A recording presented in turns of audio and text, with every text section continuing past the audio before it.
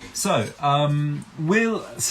I've got a tummy tuck, I've got a large tattoo on my lower abdomen and side. Will it be ruined if I have surgery? So quite possibly, if you've got a tummy tuck in the lower part of your tummy or your side, a tummy tuck would most likely carve through some of that and could leave you with half of a tattoo or a bit of a truncated tattoo or a stretch tattoo or a lower tattoo. So if this tattoo is particularly dear to you, talk to us about it. And I'm going to tell you a story. Yeah, I think there's a couple. There are a few. I'm going to give you a tattoo real life story. Because I think that's the thing. I think a lot of people don't get a tattoo lightly, and yes, for a lot of people, a tattoo has significance and meaning and importance and things. So. Yeah.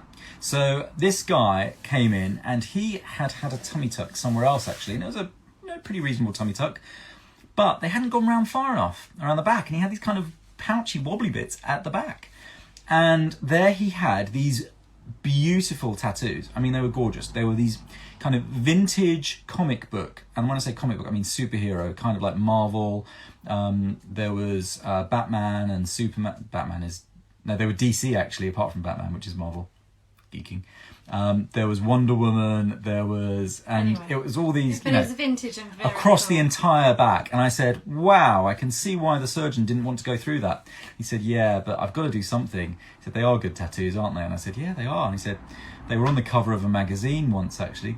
And it's like, wow, okay. It's like, yeah, the tattooist won lots of awards. I went, oh my goodness, this is serious work. He said, yeah, it was my partner actually, the tattooist. He's now sadly died. It's like, oh my God. Well, I'm not going to cut through that, am I? What can I... So, but he said, no, do, because I can't live with these pouchy bits. I'm tight at the front, I'm pouchy at the back. So I said, okay, what can we do? And I sat there and I think with a pen, those of you who have been in a consultation with me know, I think with a pen in my hand and drawing on you, sadly, unfortunate people. And I was drawing on him, this is where it's got to go. And I started to sort of plan it. So I was going to cut right through Wonder Woman's hot pants. Wonder Woman, and it was the vintage Wonder Woman, it was the kind of 61, so her shorts were kind of biggish shorts.